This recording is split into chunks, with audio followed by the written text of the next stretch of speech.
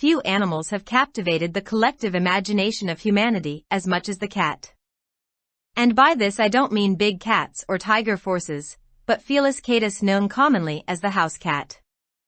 Cats began living alongside humans as far back as 120,000 years ago in Mesopotamia, based on genetic research that shows that this was when the last common ancestor between feral cats and today's house cats can be found. But cohabitation with humans isn't the same as domestication as we know it, and shows only that at this point cats were commensal domesticates, meaning that they, along with rats, sparrows and so on, were attracted to human settlements presumably for the free food and the pleasure of knocking things off Neolithic shelves.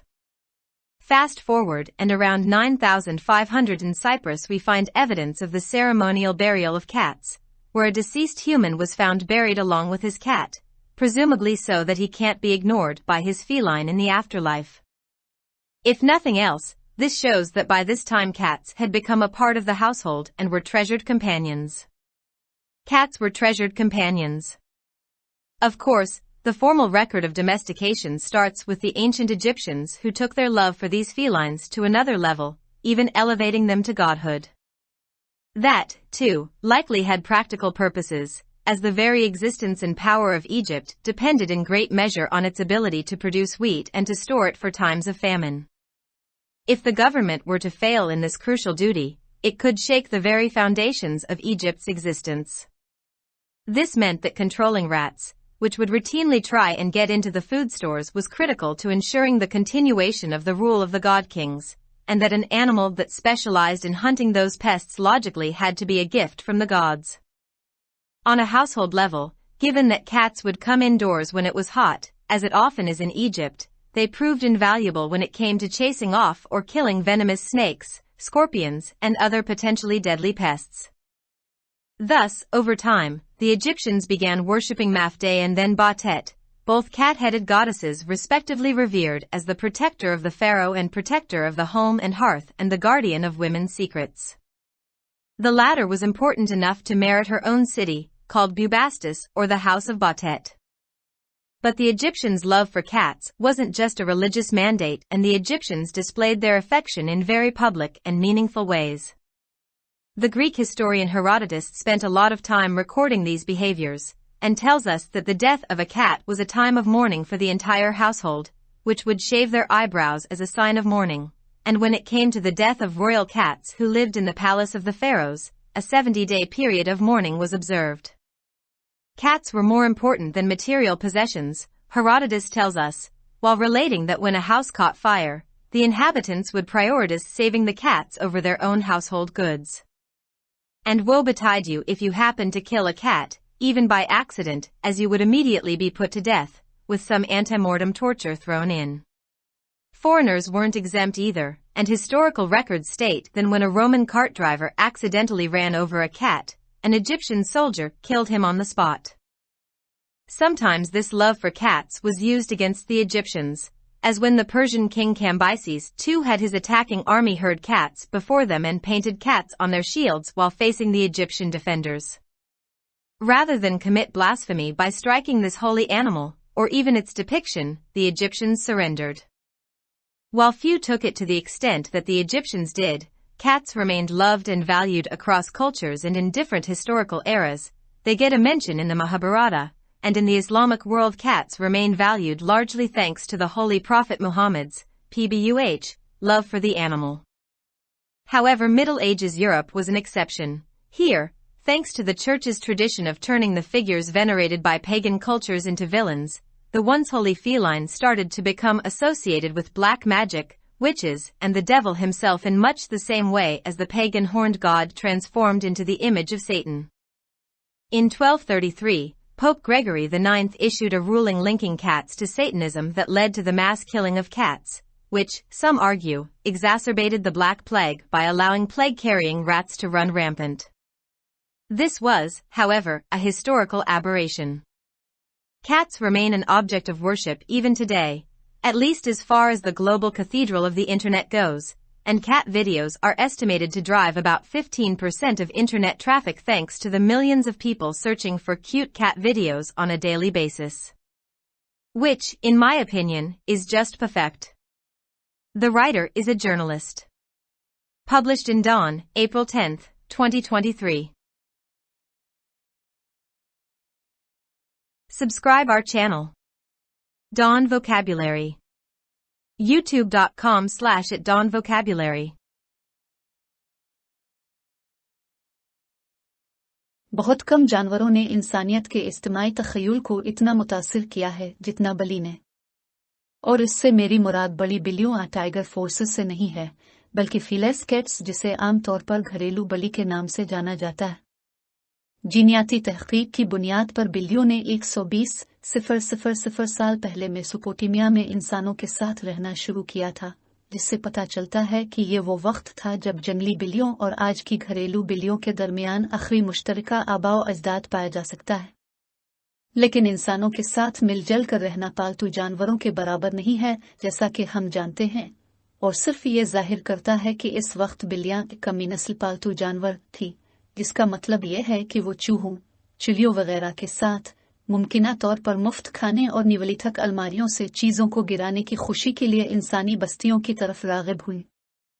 कब्रस में 9,500 के करीब बिल्लियों की रस्मी तदफीन के सबूत मिलते हैं, जहां एक मुर्दा इंसान को इसकी बलि के साथ दफन किया गया था, मुमकिना तौर पर इसलिए कि इसे बाद की जिंदगी में उसकी बलि नज़रअंदाज न किया जा सके। अगर कुछ और नहीं तो इससे पता चलता है कि इस वक्त तक बिल्लियां घर का हिस्सा बन चुकी थीं और कीमती साथी थी। बिल्लियां कीमती साथी थी। जाहिर है कि पालतू जानवरों को पालने का रस्मी रिकॉर्ड कदीम मिस्रियों से शुरू होता है, जिन्होंने उन शेरों से अपनी मोहब्बत को एक और सतह पर पहुंचा दिया, यहां तक कि उन्हें खुदा परस्ती तक पहुंचा दिया। इसका भी शायद अमली मकसद था, क्योंकि मिस्र का वजूद और ताकत बड़ी हद तक गंदुम पैदा करने और कहत के वक्त इसे ज़ख़ीरा करने की सलाहियत पर मुनहसर थी। अगर हुकूमत इस अहम जिम्मेदारी को निभाने में नाकाम रही तो ये मिस्र के वजूद की बुनियादों को हिलाकर रख सकती है। इसका मतलब ये था कि चूहों पर काबू पाना, जो बाकायदगी से खाने की दुकानों में दाखिल होने की कोशिश करते थे, देवता बादशाहों की हुक्मरानी को बरकरार रखने को यकीनी बनाने के लिए अहम था, और ये कि एक जानवर जो मंतिकी तौर पर उन कीड़ों का शिकार करने में महारत रखता था, उसे देवताओं की तरफ से एक तोहफा होना चाहिए।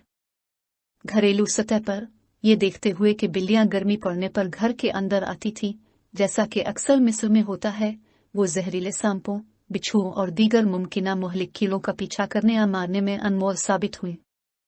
इस तरह वक्त गुजरने के साथ साथ मिस्रियों ने मुफित और फिर बस्टेट की पूजा शुरू कर दी, जो दोनों बिल्लियों के सर वाली देवियां थीं, जो बिलतरतीब फिरौन की मुहाफिज और घर और चूल्हे के मुहाफिज और औरतों के राजों की निगहबान के तौर पर एहतराम की जाती थी।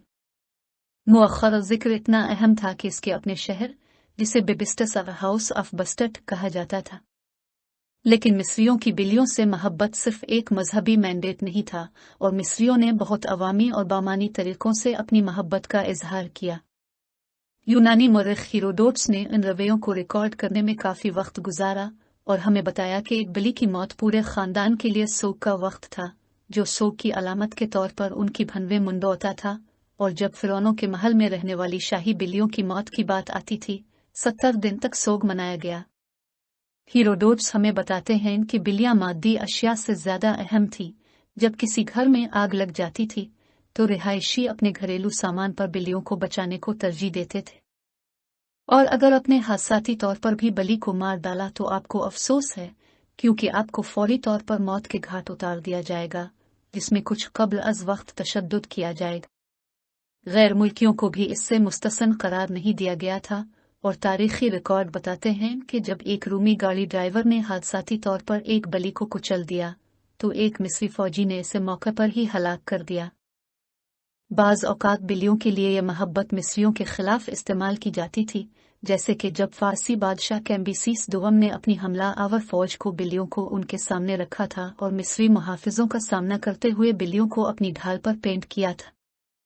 इस मुक़द्दस जानवर यहाँ तक कि इसकी तस्वीर पर हमला करके तौहीन रिसालत का इर्तिकाब करने के बजाय मिस्रियों ने हथियार डाल दिए।